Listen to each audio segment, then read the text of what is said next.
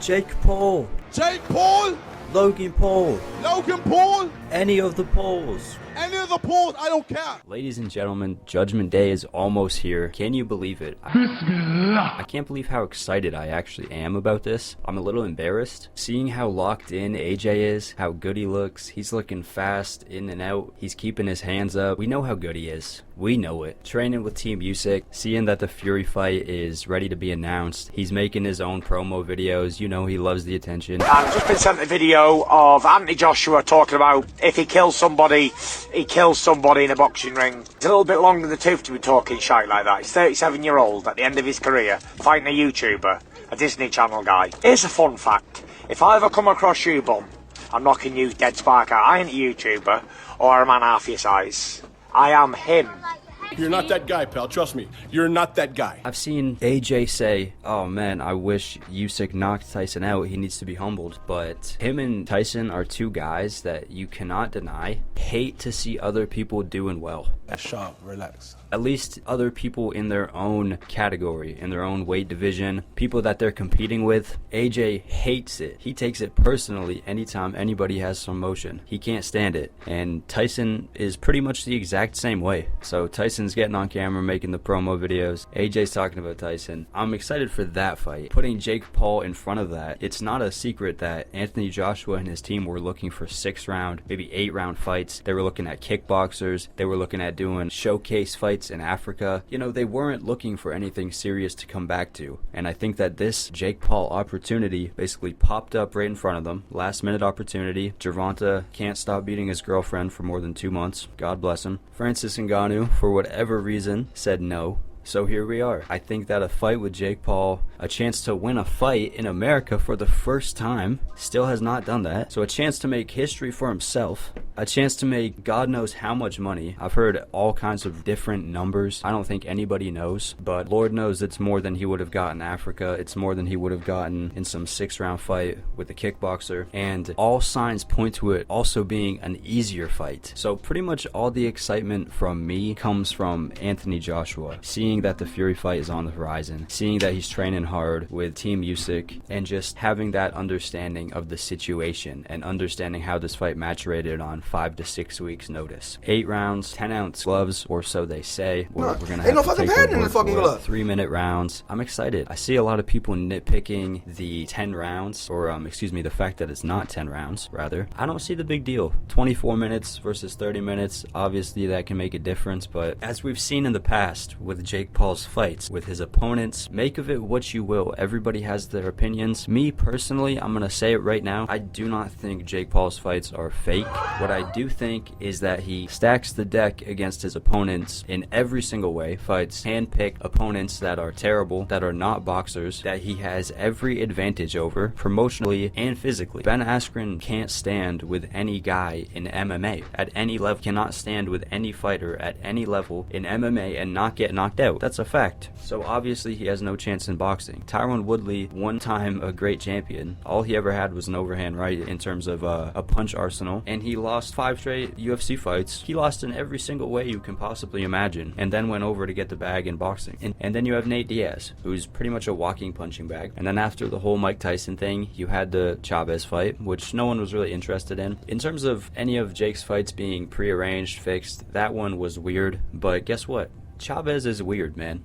Chavez has never really been, as much as he's been at world level, he's never really been a world level fighter. And he always fights like a weirdo. He had that great late surge against Sergio Martinez after losing the fight. Why can't he in his old age do nothing all fight and then have a decent last 2 rounds against Jake Paul? It's not the most inconceivable thing to imagine. If you're looking at Jake's cardio, I haven't seen like the most awful worrying signs. He's going to be nervous, tense against AJ, and he's going to be moving a lot. So his cardio is really going to show in this fight, whether he has it or not. But like I said, I think he's shown a decent gas tank in the past. And when it comes to Jake picking AJ, to me, I feel like if I was Jake Paul, I would feel like I could beat Anthony Joshua. Whether that's delusional or not, whether Jake's delusional or not, I can understand where he's coming from. Okay, he's saying that AJ struggles with smaller fighters that move a lot. He gets by on his size. No doubt he's thinking what a lot of other pundits and fans are thinking, which is that Anthony Joshua's washed up. Anthony Joshua really gets put under a microscope. It's no secret how harsh the British press media are, not just on boxers, just in general. I think AJ really gets put under a microscope, and I think anytime he slips, it's all that anybody wants to focus on. I do not think that he's chinny. I do not think that he's washed up. Any sign of weakness people want to pick out at and make it everything about the guy. Yes, getting knocked out by Ruiz really hurt him and definitely made him unsure of his fight style, which was fair because he shouldn't have lost that fight. And like I said, to this day, he has not won a fight in America. So he struggled rebounding since then. But then, what do you lose to Usyk twice? I mean, how much are you really going to hold that against a guy? And his performance, specifically in the second fight, was amazing. Came up short, had a nervous breakdown afterwards. I had character and determination. Hey, it is what it is. And then, other than that, in terms of the Dubois fight, I'm not holding any of that against him. You know, it was pretty obvious to me that he was not ready coming out. His legs were stiff. He was stumbling on the walkout. I remember before the Dillian White fight, he was doing these big spring jumps and just looked ready to go, fired up. And against Dubois, he just had none of that energy. Apparently, he showed up to the to the venue at Wembley, damn near 100,000 people there. Apparently, he showed up 50 minutes beforehand, didn't even warm up, and it showed. On that walkout, I knew that something was not right because his legs were so stiff, he was stumbling. I was literally begging him as I was watching to bounce his legs, to get a little motion going, to do something, to wake up a little bit, and he just didn't. And what do you know, he gets put down in the first round, struggles to recover, does his best. He's got heart. He wanted to win that fight. I still think the fire's there for Anthony. I don't think he's washed up. I don't think he's ready to call it quits. I think this is a setup onto greater things. And yeah, that can work against you. That can be a miscalculation in and of itself, like we saw with Tyson Fury, Francis Ngannou. Jake Paul saying that Anthony Joshua struggles with guys his size, referring to Andy Ruiz and Alexander Usyk. Both of those guys are much more skilled than Jake, but they also hit way harder. Andy might be 6'2", which is still taller than Jake, who realistically is a 6'1", ballooned up light heavyweight. You know, we gotta call it how it is. His lone loss was to Tommy Fury at 180 pounds. This guy is not a heavyweight. He's probably not even a natural cruiserweight. He's a ballooned up light heavyweight. In terms of his boxing ability, Andy Ruiz is seriously like 250 pounds. You know, now he's ballooned up as well, but he's seriously 250 pounds. He's seriously a heavyweight, and he seriously hits like it. And Alexander Usyk is a beast. Okay, trying to hold losing to Alexander Usyk against a guy is insane. It doesn't make any sense. Jake's punching power,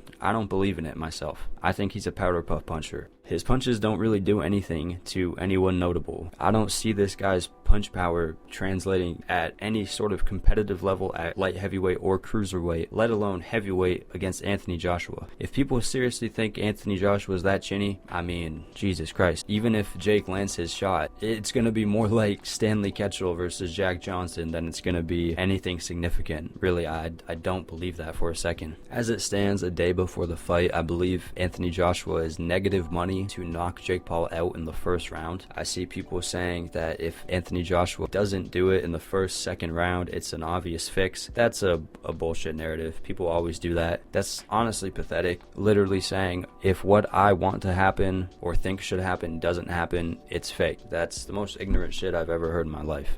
Me personally, going out on a prediction, I see some people trying to mate a game, saying he's going to stop him on a body shot after a few rounds. It's going to be like a mutual agreement kind of thing. That wouldn't surprise me. What I think is going to happen is Anthony's going to beat him up over 3 or 4 rounds, and that'll be it. It's my official prediction. Body head, I don't know. I see it going more than 1 or 2 rounds personally. One thing I've stood by in believing this whole time is that Jake does definitely have the faster legs, probably the better legs, so he can definitely move around for a little bit. He knows how to keep his hands up, but in terms of getting punches off, engaging, effectively trading, I don't think he's going to have any success at all. And I think that anytime he does try to open up, he's going to get hit and cover right back up, skate around the ring. It probably won't look very good. And the promoters, the his corner. They probably won't let it go on looking that bad for too long, and I would expect the stoppage to match rate naturally for AJ within 3 or 4 rounds. I've heard other people say that if it goes as much as 5 or 6 rounds, let alone the full 8-round distance, that it's a disgrace for Anthony Joshua. Also, people are saying that since the Fury fight is already booked, or in the works at least with the ring, that maybe Anthony doesn't really care about this fight. He doesn't care about looking good because he's focused on the Fury fight. He's focused on what's next. Maybe he just wants to get 8 rounds in here, have a show, and go home. Who knows? We're going to see tomorrow night. I'm excited. Let's go, Anthony Joshua. End this hype train.